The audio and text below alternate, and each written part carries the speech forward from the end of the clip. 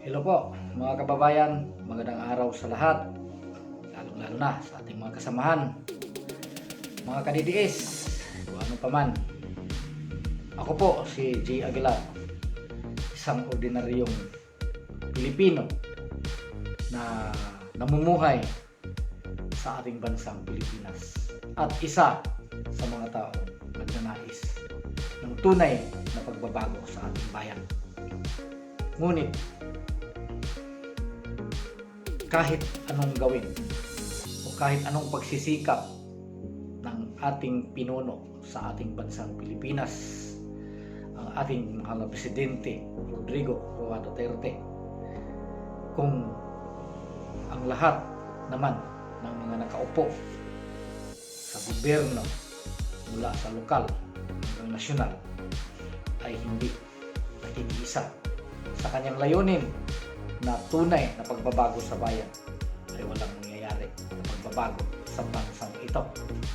Ito lang mga kababayan, gusto ko lang makarating isang panawagan na sana po ito'y magaganap at mapapakinggan ng ating mga nakaupo, lalong-lalo na dyan sa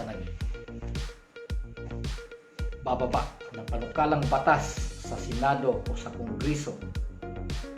Alam natin mga kababayan, tayong lahat ng mga Pilipino, lalong-lalo na sa mga mahihirap na mga kababayan natin na biktima sa isang panlulupig at sa isang mandarayang smartmatic na ito na kinakandili ng walang hiyang kumilik na yan, na hanggang ngayon ay kahit naririnig ang buong sambayan ng Pilipino na nais na iwari at iabulis ang smartmatic na yan, dahil yan ang isa sa mga nagpaparusa sa ating bayan, dahil halos lahat na nakaupo dyan sa gobyerno na nakikinabang dyan sa smartmatic at nananalo hindi sa pamamagitan ng buto ng sambayan ng Pilipino, kundi nanalo dahil sa pira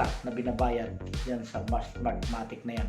Kaya mga kababayan, ang nais lang naman namin at sa ating lahat, halos lahat ng mga Pilipino, na alisin ang smartmatic na yan, dahil bakit ba pinagpipilitan ng kumilik na gamitin itong smartmatic na alam na ng mga tao na ito'y isang napakalaking dragon, napakalaking mandaraya, napakalaking diablo ito na ginagamit ng demonyo para dayain ang mga tao.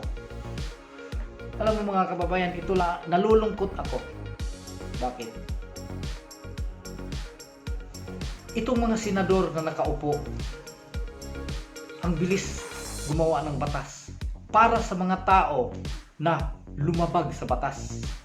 Tingnan mo,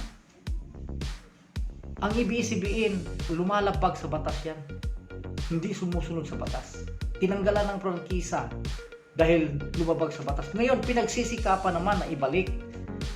Ano ba naman kayo mga senador? Hindi ko nalalahatin, pero siguro naman kung mas majority sa inyo ang panukalang batas na isulong natin itong hybrid election system, people's version, at ipapasa ang batas na 3896 para sa bayan, para sa mga tao na sumisigaw at nangangailangan ng pagbabago sa bayan. At bakit ba itong mga batas na gusto niyong ibaba ay nandoon pa kumakampi sa mga lumalabag naman sa batas? Ano bang ibig sabihin? Ano ba ang gusto ninyong iparating sa taong bayan? Minabuti ba ninyo na maghihirap ang taong bayan dahil kayo naman ay nasa mabuting kalagayan at ay nagpapasa sa kayamanan? Tinatangkilik ang mga bagay na dito lang sa sanlibutan at hindi ninyo ninanais ang pagbabago sa ating bayan.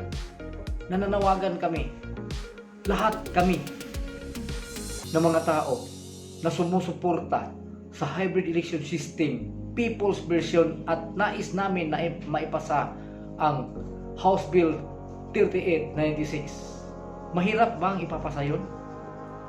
Isipin nyo, mga senador at mga congressman, na taong bayan ang nagpapasahod sa inyo. Taong bayan ang nagsisikap para matugunan ang inyong pangangailangan.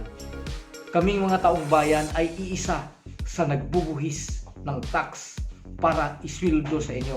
At bakit ang hirap-hirap pakinggan sa mga tao na pinagkukunan nyo ng sweldo para magserbisyo sa taong bayan? At bakit hindi ninyo ito ginawa? At bakit hindi ninyo pinakinggan ang sigaw ng taong bayan na sana maalis na yung Smartmatic dahil walang gana, nakakawalang gana na bumoto pagdating ng eleksyon, lalong-lalo na ay ito'y papalapit na. Sa susunod taon, 2022, ay darating na naman ang eleksyon. At ito na naman, ang kalbaryo na naman ito ng ating mga kababayan dahil alam nila at alam natin na pag ang Smartmatic ay patuloy itong gagamitin ng Comelec, ay patuloy tayo na maghihirap at patuloy na makauupo ang mga tao na walang kwenta at walang pakikinabang sa taong bayan, lalong-lalo na dito sa ating mga hirap mga kababayan, lalong-lalo na sa mga mahihirap. Walang puwang ang mga mahihirap para tugunan ang mga pangangailangan. Sino-sino lang ba ang pinakikinggan ninyo? Kami lubos na nanawagan sa inyo, mga senador, mga congressman,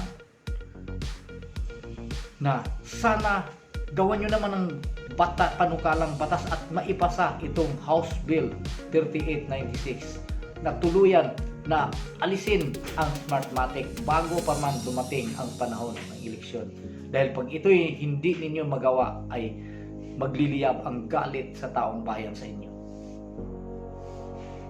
Sumisigaw na ang taong bayan. Hindi nyo ba napapansin? Hindi nyo ba nakikita na ang halos lahat ng mga tao, mag-ikot kayo, ikutin ninyo ang buong Pilipinas at tanungin ang mga tao kung ano ang gusto nilang mangyari pagdating ng halalan. Alam naman namin na iikot lang naman kayo sa Pilipinas panahon ng eleksyon. Kunyari, mga ngampanya kayo at mga ngako, kung mga ngako ng mga ngako. Pero nasaan ang pangako ninyo na maglilingkod kayo sa taong bayan? Pinaglilingkuran nyo ba? Pinakinggan nyo ba? Di sana kung totoo kayong naglilingkod sa taong bayan, pinakinggan nyo ang taong bayan. Ito na nga ang sigaw ng taong bayan. Alisin ang Smartmatic at ipasa ang panukalang batas na House Bill 3896. Mahirap ba ipapasa yun? Tapos ngayon, pagsisikapan nyo ibalik ang prangkisa ng ABS-CBN. Mayroon pang nangyayari ngayon. Tingnan mo, Dasira, Christine Dasira's case. Bakit ang hirap-hirap na mapatunayan na ang tao ay nagkakasala kahit klarong-klaro na ang ebidensya, kitang-kita? Bakit ba itong mga taong ito hindi